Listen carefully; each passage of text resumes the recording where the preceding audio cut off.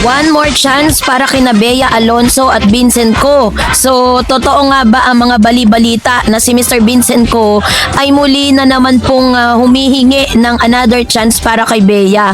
Ano nga bang naging tugon ni Vincent Co sa kanyang interview at ano nga bang reaksyon ni Bea patungkol sa isyong ito?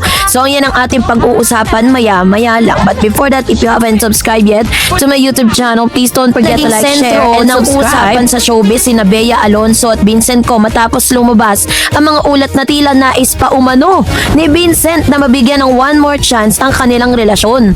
Ang balitang ito ay mabilis na kumalat online lalo na't kasunod nito ang kontrobersyang bumalot sa umano'y naudlot nilang kasal sa Spain. Para sa maraming netizen na tagahanga, tila isa itong eksenang direktang hinango sa mga pelikulang pinagbidahan noon ni Bea, lalo na sa iconic movie niyang One More Chance. Ayon sa mga lumabas na ulat mula sa entertainment at insider sources, dumaraan umano ngayon sa isang matinding or sensitibong yugto ng relasyon sina Bea Alonzo at Vincent Co. Bagamat wala pang opisyal na pahayag mula sa magkabilang kampo, marami ang nagsasabing sinusubukan pa rin umano ng negosyante na ayusin ang kanilang relasyon at mabawi ang tiwala ng aktres. Nagsimula ang matinding usap-usapan ng kumalat ang balita na hindi na raw natuloy, hindi na raw matutuloy at all ang kasal nito or yung wedding plan nila sa Spain. Marami na umanong preparation ang naisagawa para sa engranding seremonya, kabilang na ang wedding bands na naiulot noon sa isang simbahan ng Maynila.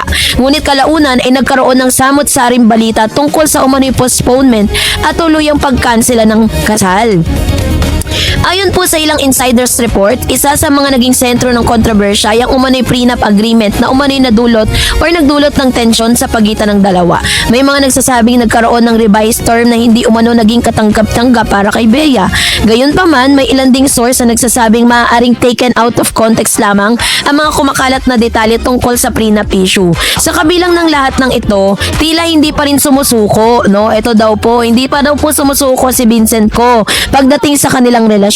Ayon po sa ulat ng Insiders PH, gusto pa rin umano ng businessman na ipaglaban si Bea kahit pa dumaan sa matinding pagsubok ang kanilang pagmamahalan. Para sa maraming netizen, malinaw na seryoso umano si Vincent sa aktres at hindi basta-basta handang bitawan ang relasyon nila. So ito nga po ang issue, 'di ba? Kung gusto mo talagang i-win back si Miss Bea Alonzo, dapat bago pa po pinrepara, 'di ba? Bago pa po inilatag kay Miss Bea Alonzo yung nasabing prenup, dapat siya po mismo ay hindi siya pumayag sa kung ano man yung mga alam niyang masasaktan si Bea at maaagrabyado si Bea Alonzo.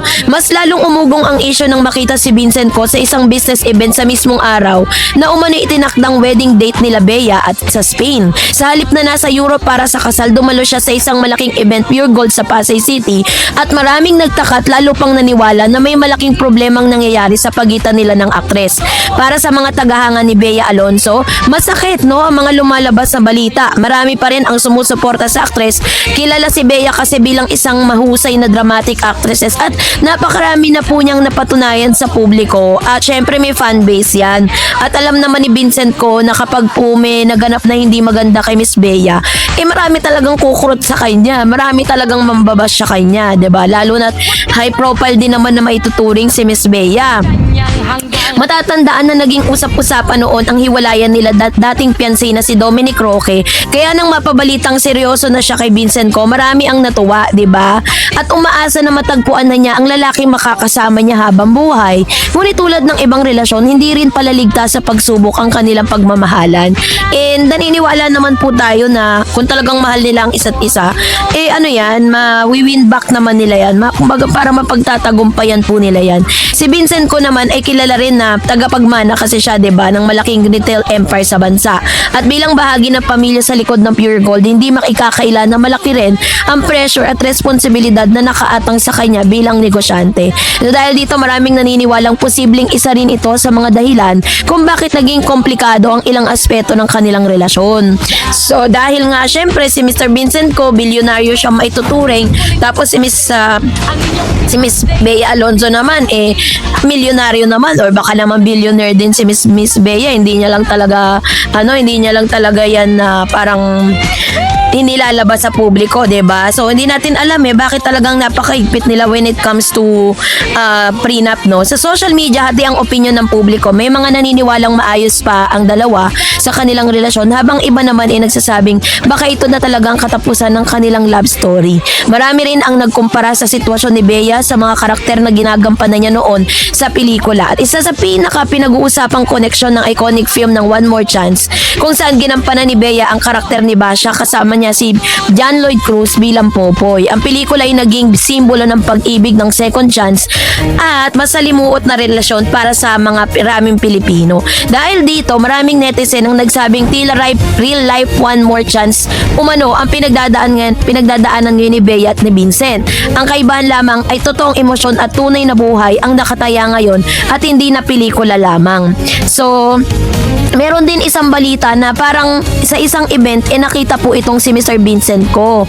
Kaya naman ang ginawa po ng isa sa mga journalist na naroroon, sabi doon, tawa lang umano ang naging reaksyon ng negosyanteng si Vincent ko. Ito po ibinalita ng Abante tunay na tabloidista. It was posted May 19, 2026. Sabi niya, ayon sa source ng Abante, malutong daw na tawa or ha lamang isinagot ni Vincent nang mausisa tungkol sa isyong nais umano niyang ma-win back ang aktres. Matatandaan nung inulat ang Bilyonaryo.com na hindi na umano matutuloy ang engranding kasal sa Spain na Bilyonaryo Air at ang Pilipina Euro Beauty pagtapos magkaroon ng hindi pagkakaunawan sa ilang bagay. Bukod sa prenup, isa rin sa naging issue yung pagtira ng mag-asawa kasama nun. So nung pagkatapos po ng issue, 'di ba, nagkaroon ng mga issue, commotions, 'di ba?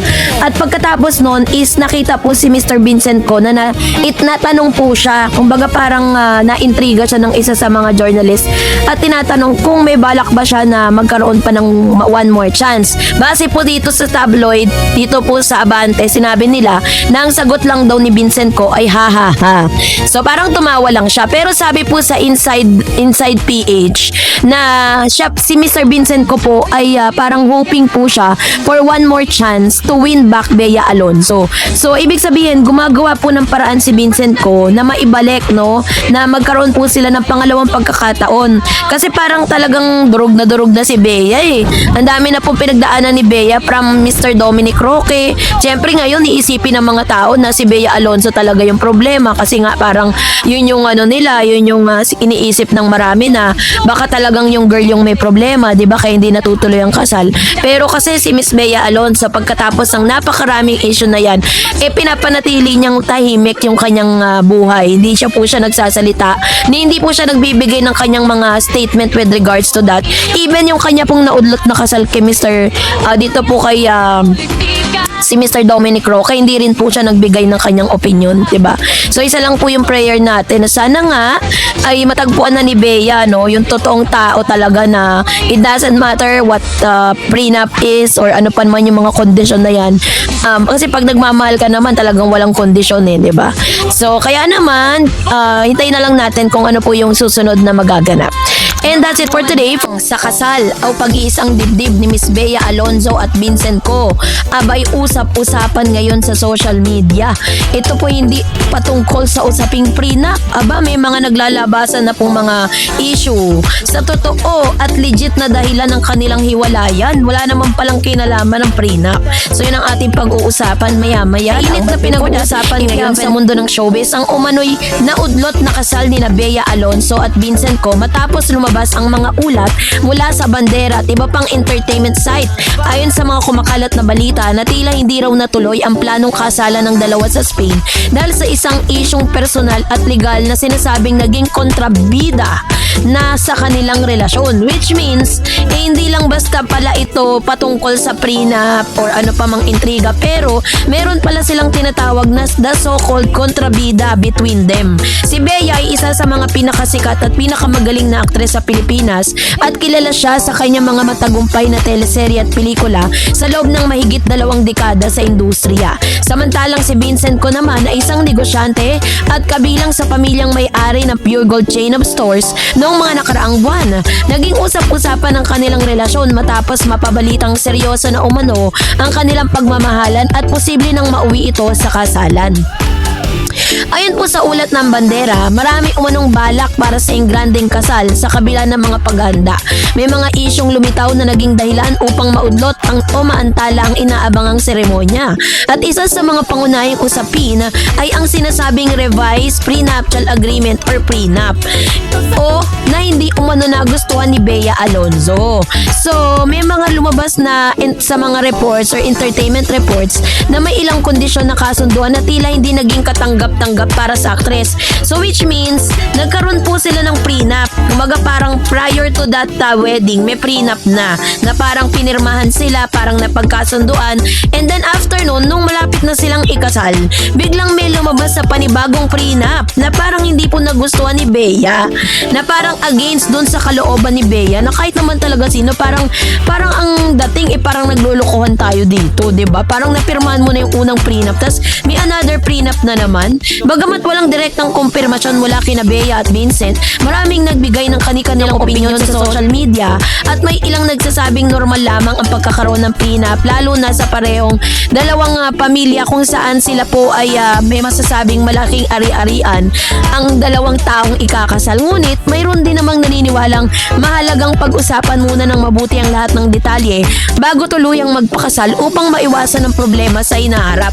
Nandun na po tayo, normal po yan sa lahat ng mga mayayaman. Normal po yan sa lahat na may mga assets and liabilities na kailangan po nilang proteksyonan, no? Doon po sa kanilang pag-aasawa. Pero kung makikita mo naman na parang feeling mo dinadaya ka na feeling mo ginagawa kang grade 1 doon po sa mga prenup, no? At hindi lang yun, parang ginagawa po nilang excuse yung kanilang Chinese tradition para talagang makalusot yung prenup. Sa Pilipinas kasi, sensitibong usapin pa rin sa mga maraming tao ang tungkol sa prenuptial agreement. Para sa ilan, tila indikasyon ito ng kakulangan ng buong tiwala sa magiging asawa. Ngunit para naman sa iba, isa lamang itong practical na hakbang upang maprotektahan ang parehong panig, lalo na kung may negosyo, properties o malaking kayamanan na nakataya. Sa kaso ni Bea at Vincent, marami ang naniniwalang posible na naging komplikado ang usapan dahil parehong kilalang personalidad at may kanya-kanyang pinansyal na responsibilidad ng dalawa. So dagdag pa rito, may mga lumabas din, ito po yung pinakamalupit, no? Na parang bukod pala dun sa problema ng prenuptial agreement, may mga naglitawan pa na mga kontrabida. Diyos mio, ikakasal na lang naglabasan pa yung mga kontrabida. May mga na lumabas na mga kontrabida raw na naging dahilan ng hindi pagtuloy ng kasal. Hindi malinaw kung sino o ano ang tinutukoy na kontrabida, ngunit maraming netizen ang naginalang maaaring may kinalaman ito sa pressure mula sa pamilya, negosyo o maging sa publiko. Sa mundo kasi ng showbiz, hindi may iwasan ang intriga at mga haka-haka, lalo na kapag sikat na personalidad ang sangkot.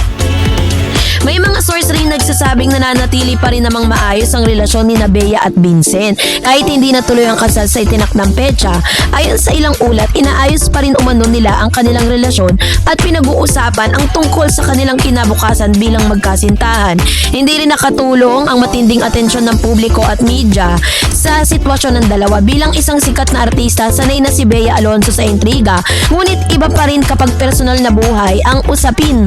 Pang-aasawa na ang pinag-uusapan. Maraming fans ang nalungkot sa balita dahil inaasahan nilang matatagpuan ni Bea ang forever. Matapos na ang ilang controversial ng ilang relasyon na pinagdaanan ni Bea, no? Matatanda na naging laman din siya ng balita sa hiwalayan nina ng kanyang fiancé na si Dominic noong 2024. Kinumpirma ng dating magkasintahan ng kanilang breakup matapos ang matinding speculation online. At dahil dito, marami ang nagsasabing posible naging mas maingat si Bea pagdating sa panibagong commitment at pagpapakasal. Sa kabilang banda, marami rin ang pumupuri kay Bea dahil pinapakita kasi muna ng pagiging praktikal at responsable sa mga desisyon niya sa buhay.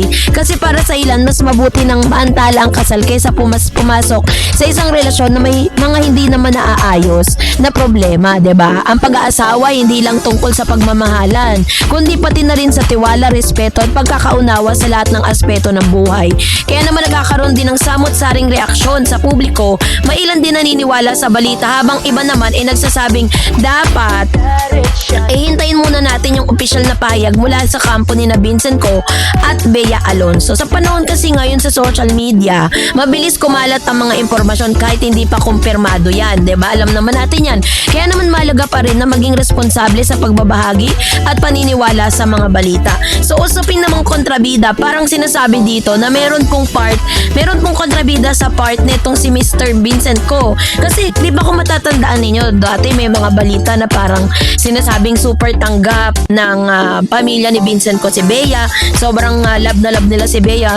Anong nangyari? Bakit nagkaganito yung kanilang setup, no? Kung kailan naman ikakasal na sila, tsaka naman nagka-problema. Sa part naman po ni Miss Bea Alonzo, ang tinuturo namang kontrabida yung kanyang manager. Yun daw ang isa sa mga humahadlang. Bakit? Ano nangyari? 'Di ba? Ayon po sa ilang entertainment insiders, ay posible pa rin namang daw matuloy, no?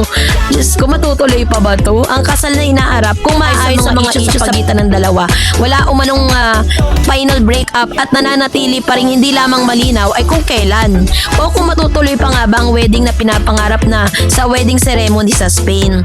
Siguro po, no, talagang kung ako sa kanilang dalawa, kung talagang mahal nila yung isa't isa, hindi na po nila yan na parang papasukan pa ng mga prenup, ganyan, 'di ba? Kasi parang sa bilang isang Pinoy, 'di ba? Bilang isang Pinoy wife, parang pag diskumpiyado ka dun sa katapatan ko Parang wala kang tiwala sa akin na parang pakakasalan lang kita dahil sa pera mo Parang ganun yung lumalabas, 'di ba? Kaya kahit naman talaga sino, masasaktan, 'di ba? Although si Miss Bea Alonzo is considered one of the powerful women dito po sa bansa natin dahil ang dami niya na pong na-achieve, 'di ba? Mayaman din po si Miss Bea. Napakalaki po ng kanyang lupain, napakalaki ng farm niya at nagsimula siya from the scratch at doon po talaga siyang nakaahon base po sa kwento ng kanyang buhay.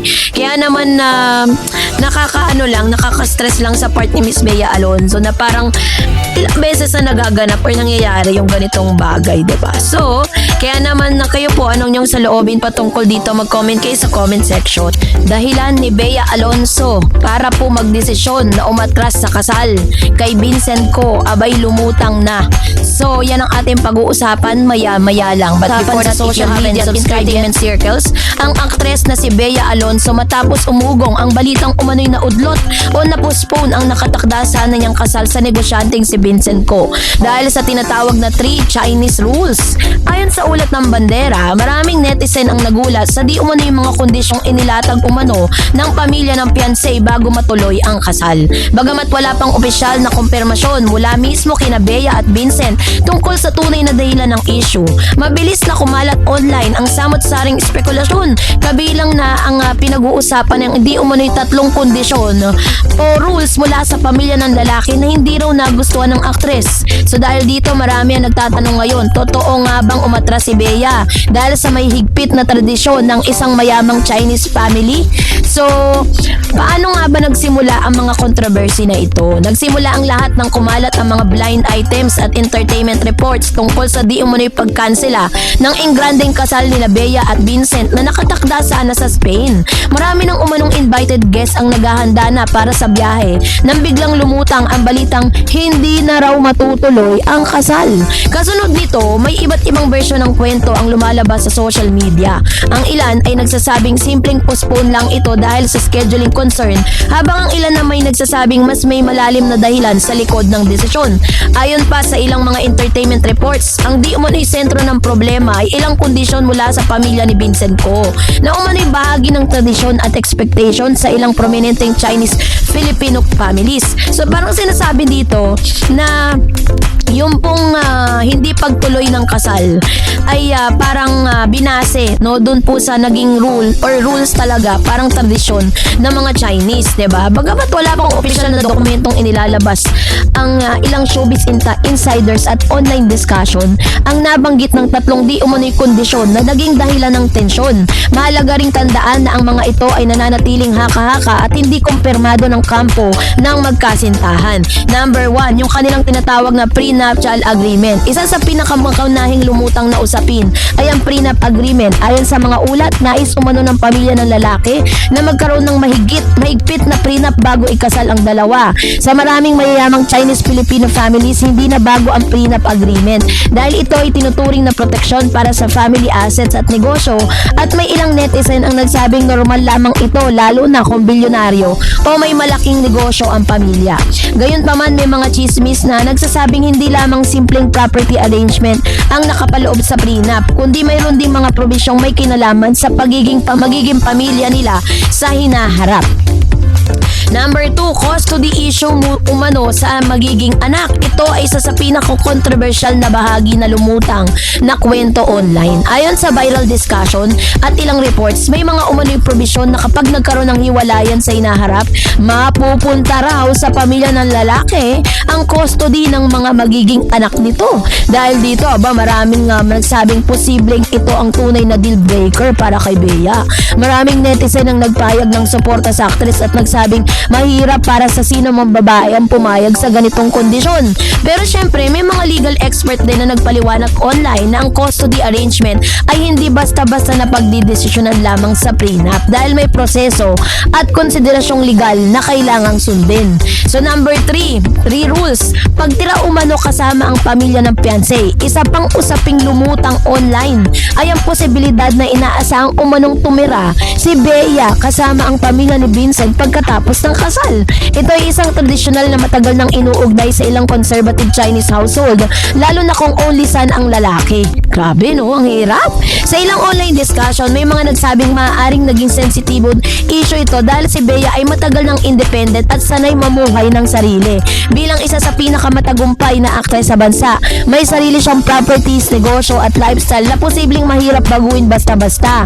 Gayunpaman, wala pa ring opisyal na kumpirmasyon na talagang kabilang dito sa mga kondisyong inilatag ng pamilya. So sa kabila ng napakalaking kontrobersyang ito, nananatili namang tahimik sina Bea at Vincent Ko tungkol sa tunay na estado ng kanilang relasyon. Wala pa rin silang direktang inilalabas na pahayag tungkol kung kansilado na nga ba ang kasal o simpleng postpone lamang ito. Dahil dito, lalo lamang umiinit ang mga spekulasyon online. May ilang mga fans na umaasang hindi totoong hiwalay ang dalawa at baka nais lamang nilang gawing pribado ang kanilang sitwasyon. Samantalang may iba namang naniniwalang may malaking posibilidad na totoong nagkakaroon ng conflict sa pagitan ng personal freedom ni Bea at ng traditional na expectation ng pamilya ng fiancé. So, kung mapapansin ko sa ninyo or yung sa mga fans po ni Bea Alonzo, from the start talaga, masasabi natin na si Bea napaka-independent niya diba? From the start, nakita natin kung paano siya yumaman, paano siya nakabili ng mga properties. Yan po ay na-achieve niya sa sarili niyang pawis, sa sarili niyang pagod. Kaya naman kahit sinong babae, diba, ay hindi po papayag dun sa 3 Chinese rules na ipinipilit nitong mga pamilya ni Mr. Vincent Ko, na kahit sino naman talagang babae ay hindi papayag na mawalay sa kanya yung kanyang mga anak na hindi dumadaan sa tamang proseso. Kasi diba sa Pilipinas po, parang meron tayong batas na kapag nag 18 years old na yung bata, that's the time na pwede siyang pumili kapag po naghiwalay ang magulang, diba? Yun po yung kanyang, may karapatan siyang pumili kung kanino niya gustong sumama. Pero yung mga early age po, parang napaka-imposible. Kahit pong ilang mga abogado sa Pilipinas ay talagang kini-question ang prenup kung yun po talagang nilalaman ng 3 Chinese rules na naging dahilan para umatras si Bea Alonzo sa kanilang kasal. Kaya naman talagang marami pong mga Pilipino at Chinese tradition na talagang medyo questionable para sa mga Pinoy. Kasabay ng issue muling na pag-usapan din online ng ilang traditional Chinese-Filipino families pagdating sa pag-aasawa. Maraming netizen ang nagsasabing karaniwan sa ilang mamamayang Chinese clans ang pagiging stricto pagdating sa mapapangasawa ng anak, lalo na kung ito'y tagapagmana ng negosyo. Sa ilang Reddit discussion, may mga user na nagbahagi ng sariling karanasan tungkol sa expectation sa Chinese household, kabilang ang prenup agreement, family approval at pressure na sundin ang tradisyon ng pamilya. Gayunpaman, may mga netizen din nagsabing hindi dapat i-generalize ang Chinese culture dahil hindi lahat ng pamilya ay may ganitong setup. So ibig sabihin, dun po sa opinion ng publiko patungkol dito, hindi naman pala lahat ng mga Chinese ay sumusunod na dun po sa kultura na meron. Siguro maaaring ang pamilya ni Vincent Ko kasi they are so-called the traditional Chinese na talagang yung kanilang kanilang tradisyon ay sinusunod nila at talagang yun yung kanilang umiiral dun po sa kanilang sa kanilang mga rules na kailangan sundin ng nag-iisa nilang anak na si Mr. Vincent Ko, yung kanyang only son na si Vincent Ko. Matatawag na heir siya, 'di ba? Matatawag na tagapagmana ito si Mr. Vincent Ko. Kaya maaaring kung bibigyan natin ng benefit of the doubt yung pamilya ni Mr. Vincent Ko, parang nagiging wise lang sila, nagiging maingat lang sila. Kaso nga lang, yung kanilang tradisyon ay hindi po ito naaayon doon po sa tradisyon naman ng mga Pilipino community. Pilipino, 'di ba? Kasi tayo napaka family oriented natin. As much as possible, gusto natin magkakasama tayo hanggang sa magkaroon sila ng sariling pamilya. Pero yun yung nagkaroon sila ng conflict. Kaya sinasabing tukoy na nga kung bakit po nagkaroon ng pag-atras sa kasalang Bea at Vincent. Congressman Javi Benitez na ex-boyfriend ni Miss Sue Ramirez na presently girlfriend ni Dominic Roque abay nagbigay ng pahayag patungkol sa kanyang dating karelasyon. So ano nga bang nakapaloob sa balitang ito? Yan ang pag-uusapan natin. But before that's up, if you haven't subscribed yet, naging laman ng entertainment headlines sina Sue Ramirez at Dominic Roque at ang Congressman Javi Benitez matapos ang naging pahayag ng huli tungkol sa relasyon ng kanyang ex-girlfriend at ng aktor na si Dominic Roque. Sa ulat ng PEP-PH na inilathala nitong May 21, 2026, tahasang sinabi ni Javi na naniniwala siyang endgame na sina Sue Ramirez, Dominic at posibleng mauwi sa kasalan ang relasyon ng dalawa. Ayon pa kay Javi Benitez, wala siyang nararamdamang galit o sama ng loob para kay Sue. Kahit matagal silang nagkaroon ng relasyon bago tuluyang maghiwalay noong 2024, sa halip sinabi pa niyang masaya siya para sa aktres at suportado niya ang kasalukuyang relasyon nito kay Dominic Roque. Ang mas kinagulat ng marami ang kanyang pahayag na tila kumbinsido siya na magkakatuluyan ng dalawa balang araw. Sa interview na isinagawa ng Entertainment Press kabilang sa ang PEP-PH, diretsahang sinabi ni Javi, feeling ko sila na magiging endgame. Ipinaliwanag pa niya na pareho raw kasing gusto ni Sue at Dominic na magkaroon ng pamilya at mga anak sa inaharap. Kaya nakikita niyang compatible nga ito. Maraming netizen ang na-surprise sa maturity na naging pahayag ni Javi. Sa halip na magparinig o magpakita ng bitterness, mas pinili raw ng kongresista na maging positibo tungkol sa bagong kabanata sa kanyang buhay ng dating kasintahan. So dahil dito marami ang pumuri sa kanya sa social media at nagsabing bihira na raw ang ganitong klase ng ex-boyfriend sa showbiz at politika. Matatandaan na naging usap-usapan noong 2024 ang hiwalayan ni Javi at Sue matapos ang 5 taong relasyon. Sa opisyal na pahayag noon si Javi, sinabi niyang ilang buwan na lamang silang hiwalay bago pa man ito lubusan na lumabas sa publiko. Ayon sa kanya, maayos at mutual ang naging desisyon nilang magkahiwalay. Sa kanyang naunang statement, sinabi ni Javi na nagpapasalamat siya sa lahat ng masasayang alaala nila ni Sue at wala siyang intensyong sirain o saktan ang imahe ng aktres matapos ang kanilang paghihiwalay. Marami tuloy ang nagsabi noon na tila naging maayos at mature ang kanyang breakup sa kumpara sa isang high-profile celebrity separation. Samantalang mabilis namang umugong ang pangalan ni Dominic Roque at Sue Ramirez matapos silang mamataang magkasama sa Siargao noong 2024. Isa sa mga unang nag-viral noon ay umano'y kissing video ng dalawa habang nasa isla. Bagamat hindi agad na nagsalita tungkol doon, nagsimulang lumakas ang spekulasyon na may espesyal na namamagitan sa kanila. Habang lumilipas sa mga buwan, mas dumadami pa ang sightings ng dalawa sa iba't ibang events at private gathering na kalaunan tila unti-unti na rin nilang ipinapakita sa publiko ang kanilang closeness habang sa tuluyan ng aminin ni Dominic na lumalabas sila at masaya sila sa piling ng isa't isa.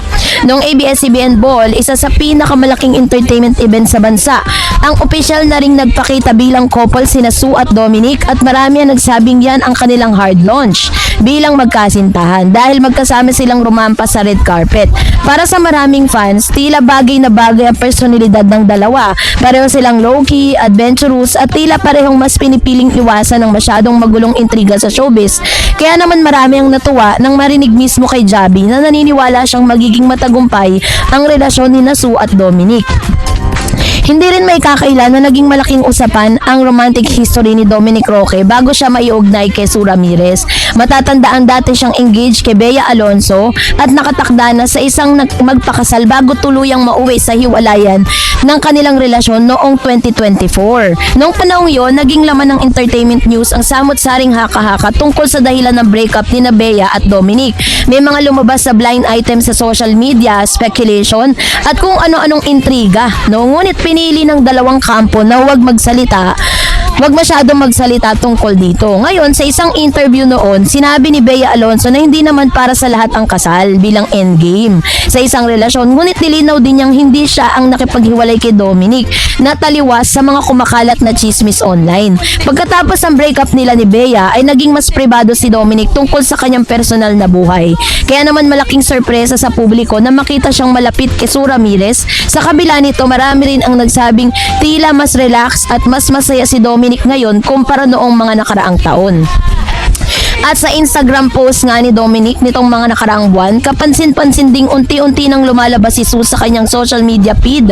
Isa sa pinag-uusapang larawan ay ang kuha niyang dalawa habang nasa dinner kasama ang ilang celebrity tulad ni Catherine Bernardo at Miles Ocampo. So dahil dito marami ang nagsasabing hindi talaga itinatago ng dalawa ang kanilang relasyon. Gayunpaman nananatili pa rin silang relatively private pagdating sa mga personal na detalye ng kanilang pagmamahalan. And nito ay naging usap-usapan din sa entertainment world ang naging pahayag ni Sue Ramirez tungkol sa posibilidad ng pagkakaroon ng anak kasama ng kanyang kasalukuyang nobyo na si Dominic Roque. Sa ulat ng bandera, naging bukas at tapat ang aktres sa pagbabahagi ng kanyang saloobin hinggil sa pagbuo ng pamilya at pagiging ina balang araw. Ayon po kay Sue, matagal na niyang pangarap ang magkaroon ng malaking pamilya dahil lumaki siya sa isang household na puno ng pagmamahalan at masayang samahan ng magkakapatid. So bilang bunso sa 5 magkakapatid, sinabi niyang nakita niya na mismo kung gaano kasaya ang may maraming kapatid at gaano kahalaga ang close family ties sa kanyang paglaki. So dahil dito, bata pa lamang umano siya ay naiisip na niyang magkaroon rin ng sariling anak balang araw. Natanong din si Sue kung tungkol sa media ko ng kanyang pelikulang Project Baby kung saan gumanap siya bilang isang babaeng desperado ng magkaroon ng anak kahit walang asawa dahil malapit umano ang tema ng pelikula sa ilang personal niyang realization sa buhay. Naging emosyonal at very honest siya sa pagsagot sa mga tanong ng entertainment press. Sa kanyang naging pahayag, inamin ni Sue na dumating sa punto ng kanyang buhay na nasabi niyang mismo ang linyahang buntisin mo na ako sa isang dating partner dahil gusto na niyang magkaroon ng baby noon. Ngunit habang tumatagal at nagmamature siya, mas nauunawaan daw niya kung gaano kabigat ang kaseryoso ang responsibilidad ng pagiging magulang. Kaya naman ayon sa actress, hindi sapat na gusto mo lang magkaanak dahil cute ang babies o dahil marunong ka mag-alaga ng pets. Anya, malaking commitment ang pagpapalaki ng isang bata at kailangan mo ring siguraduhin na emotionally, mentally at financially ready ka para dito. Sinabi rin niya na mahalagang piliin ng tamang taong magiging ama ng iyong anak. So dito na nga po nabanggit nitong si Miss Sue Ramirez ang pangalan ni Dominic Roque. Ayon po kay Sue, nakikita niyang magiging mabuting ama si Dominic kung sakaling magkaroon sila ng anak sa hinaharap. Para sa kanyang mahalagang factor ang kabutihan ng isang lalaki at ang kakayahan ng isang lalaki nitong maging responsable at loving father. Kahit paraw minsan ay hindi mag-workout ang isang relasyon, gusto niyang masiguro na mabuting tao ang magiging ama ng kanyang anak. So maraming netizen ang kinilig na sa naging pahayag ni Sue dahil sa kitang-kita raw ang sincerity at seriousness niya pagdating sa future nila ni Mr. Dominic. Sa social media, maraming fans ang nagsabing tila nga ba parang natagpuan na nito si Miss Sue Ramirez yung kanyang tinatawag na stable stage at mature stage na ngayon ang relasyon ng dalawa. Hindi raw ito mukhang simpleng fling lamang kundi isang relasyon na may direksyon at long-term plans. Kaya naman hindi maiiwasan na maraming mga netizen ang magkumpara sa dating karelasyon nitong si Mr. Dominic Roque na si Miss Bea Alonso. Matatandaan po na nagkaroon po sila ng call of the wedding matapos po ang hindi pa nire-reveal na dahilan ng kanila pong pagkakahiwalay sa mismo kung saan talagang engaged na po sila, nag-engage siya si Dominic kay Bea, and parang ang isa sa mga reason din is tungkol sa prenuptial agreement. So sana nga po na totoo talagang matagpuan na nilang isa't isa at ano man po yung wish nitong si Miss Sue Ramirez at Dominic Roque at ni Mr. Javi na isang congressman ay maganap na. So kayo po, anong yung saloobin patungkol dito, mag-comment kayo sa comment section. And that's it for today. For more videos and updates, please don't forget to like and subscribe, and please don't forget to follow my Facebook page, Dareds TV and Dareds channel. God bless everyone!